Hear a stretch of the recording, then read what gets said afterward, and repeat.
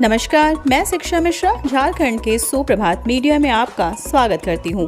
दोस्तों, झारखंड के तमाम छोटी बड़ी खबरों को जानने के लिए हमारे चैनल को सब्सक्राइब करें और साथ ही कमेंट सेक्शन में ज़रूर बताएं कि आप झारखंड के किस जिले से हमारे न्यूज़ को देख रहे हैं।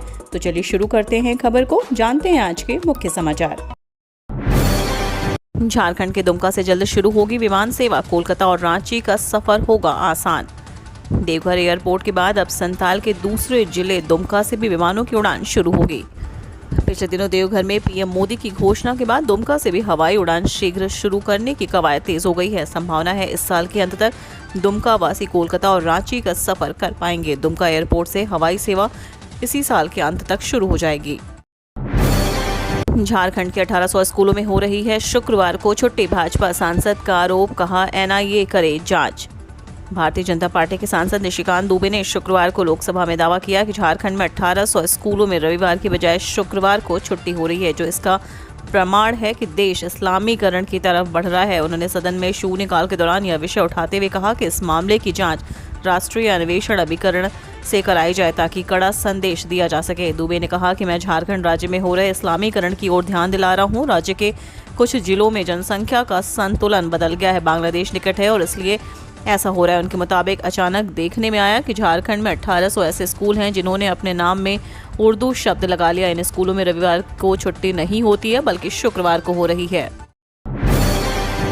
झारखंड के जिले में महिलाओं ने उठाया शराबबंदी का बीड़ा, शराब बेचने वालों को दी चेतावनी। एक और झारखंड सरकार ने शराब से होने वाली मौतों पर मुआवजे का कानून विधानसभा में पारित किया, तो दूसरी तरफ महिलाओं ने शराबबंदी का अभियान शुरू कर दिया है। महिलाओं ने शराब बेचने वाले और उसका सेवन करने वाले दोनों को चेतावनी दी है। महिलाओं ने साफ कह दिया कि अगर किसी ने शराब बेची तो उसे सजा मिलेगी, अगर किसी ने मदिरा का सेवन किया तो उसे भी सजा मिलेगी।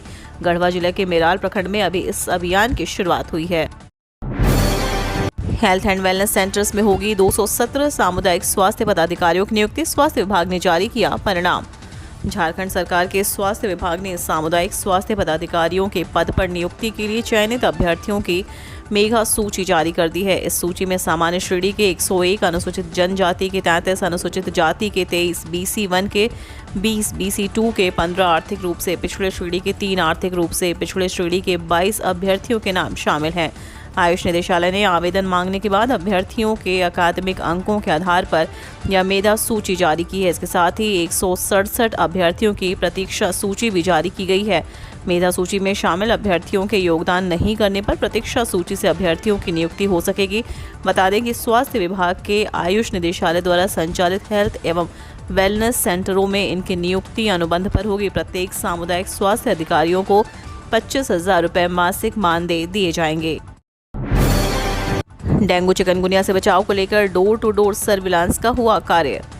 राजधानी में डेंगू चिकनगुनिया और बढ़ते मच्छर के प्रकोप को देखते हुए रांची नगर निगम ने विशेष अभियान चलाया। इसके तहत लार्विसाइडल का छिड़काव किया गया। रांची नगर निगम की ओर से गठित टीम के द्वारा सघन अभियान चलाते हुए सभी वार्डों में डोर टू डोर घूमकर आम नागरिकों को डेंगू चिकनगुनिया के बारे में जागरूक किया गया। टीम के द्वारा डोर टू डोर सर्विलांस का कार्य किया गया, जिसके तहत पुराने टायर, बर्तन, व्यवहार में नहीं आने वाली वस्तु, गमला आदि वस्तु जिसमें पानी जमने की संभावना है, उन्हें हटाने के लिए अपील की गई है। रांची नगर निगम ने सभी नागरिकोों से अपील की है कि अपने घरों में 7 दिन से ज्यादा किसी भी प्रकार का स्थिर पानी जमने ना दें।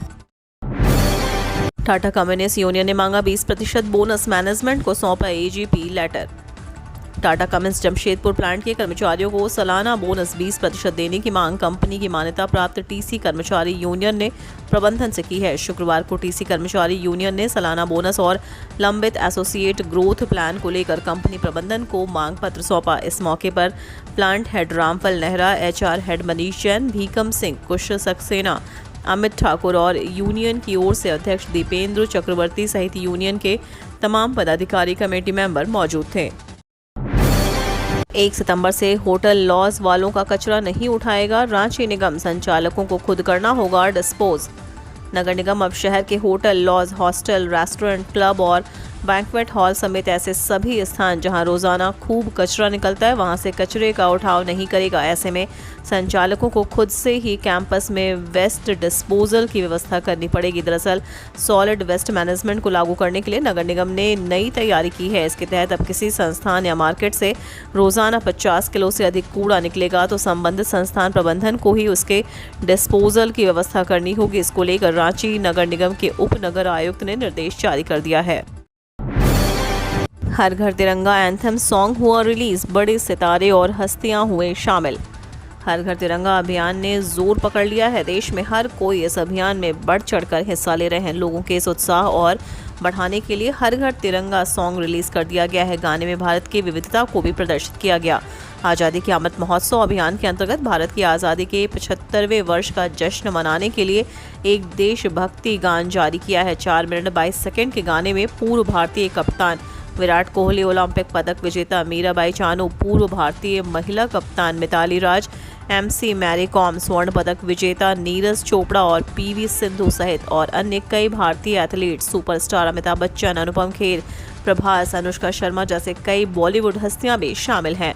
गाने में कृषि, खेल, मिसाइल लॉन्च, सेना से लेकर हमारे देश के मंत्रमुग्ध कर देने वाली सुंदरता तक भारत की भावना, ताकत और विविधता को प्रदर्शित किया गया है।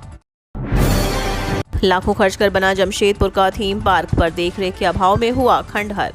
सरकार जहां एक और राज्य में पर्यटन को बढ़ावा देने के लिए पर्यटन नीति बना रही है और योजनाएं ला रही है, वहीं सरकारी विभागों की अनदेखी के कारण पर्यटन की दृष्टि से बनी बनाई चीजें बर्बादी की कगार पर हैं। इसका एक उदाहरण है टेल्को और गोविंदपुर के अंतिम शोर पर वन विभाग द्वारा बनाया गया घोड़ा बांधा थीम पार्क, जो खंडहर की हो चला है। पहाड़ी, जंगल, हरी वादियां जैसे आप प्रकृति की गोद में आ पहुंचे थे। थीम पार्क का कुछ ऐसा ही दृश्य है, लेकिन अव्यवस्था, देखरेख की कमी के कारण पार्क की स्थिति दयनीय हो चुकी है। पार्क के अंदर लगे झूले, पर्यटकों को बैठने की कुर्सी, सीमेंट की बनाई गई कलाकृति क्षतिग्रस्त हो चुके हैं। अब यहाँ पानी भी नहीं आता। पार्क की स्थिति पिछले 4 वर्षों से ऐसी ही है।